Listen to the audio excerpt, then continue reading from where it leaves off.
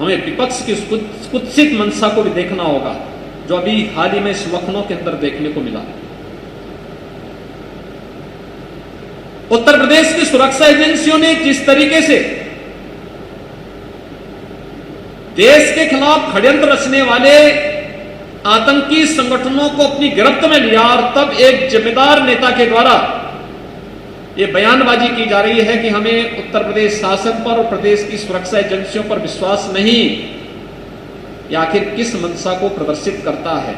और इनका वास्तविक चरित्र देखना है तो 2012 में समाजवादी पार्टी की सरकार आने के बाद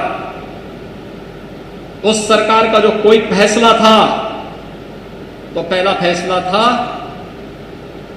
कि सीआरपीएफ कैंप रामपुर रहा हो, अयोध्या में राम जन्मभूमि रहा हो,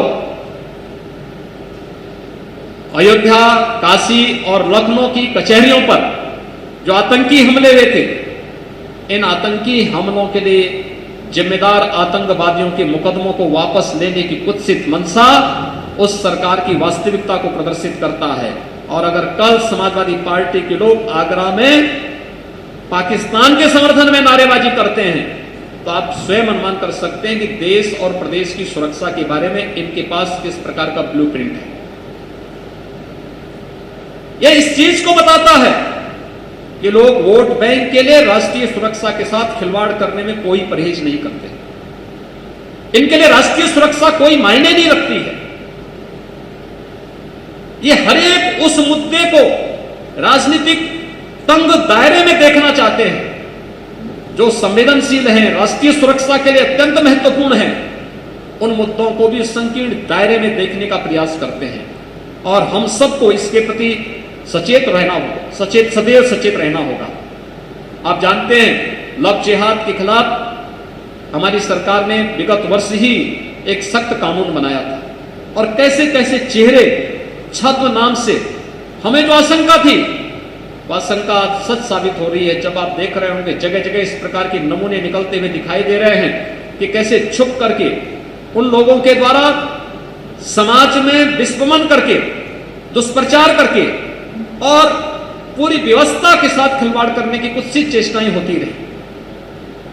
ये निरंतर एक षड्यंत्र के हिस्से बनाए जाते रहे। इन सबको हमें समझने का प्रयास करना होगा और मुझे लगता है कि पूरी मजबूती के साथ अपने पक्ष को उन मंचों पर रखने में परहेज नहीं करना होगा जहां पर कुछ लोग, क्योंकि बहुत सारे कुछ ऐसे सो कॉल्ड इंटेलेक्चुअल होते हैं जो हमारे सकारात्मक पहल को नकारात्मक रूप से प्रस्तुत करने का प्रयास करते हैं, उस समय इस बात को बताने की आवश्यकता है कि नहीं, वास्तव में इनका जो पक्ष है क्यों गलत है और हम जो पहले दिन से कहते थे वही सही है, क्योंकि वह पक्ष पहले भी सच था। और आज जब हम उनके एक एक मामले को निकाल करके बाहर ला रहे हैं, आज पीड़ित लोग जब अपनी बात को प्रशासन के सामने और शासन के सामने रख रहे हैं, तो एक एक बात और सच होती भी दिखाई दे रही है जो हम लोग एक वर्ष पहले सोचते थे।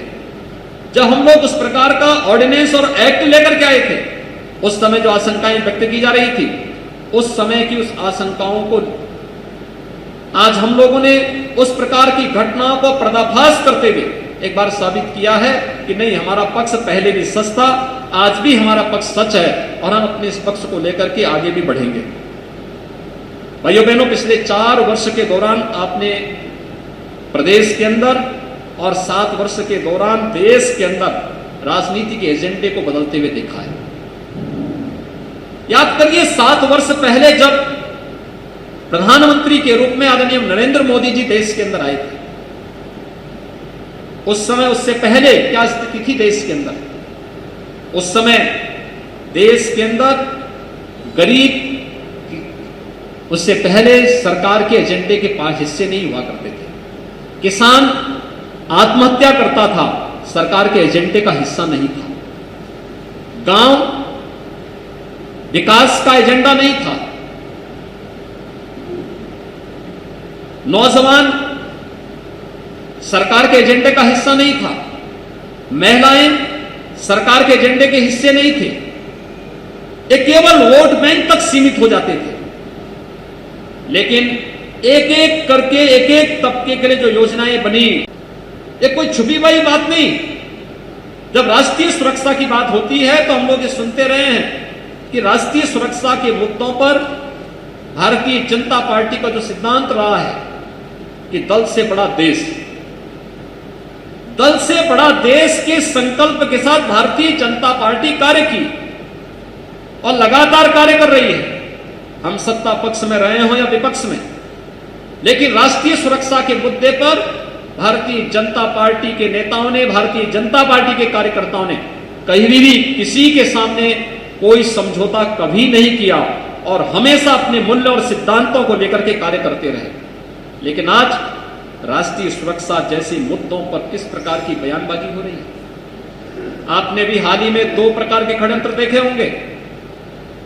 एक, मतांतरण की आड़ में हमारी सुरक्षा एजेंसियों और महत्वपूर्ण केंद्रों को निशाना बनाने की कुत्सित चेष्टा। उसके लिए टूल किसको बनाया जा रहा था?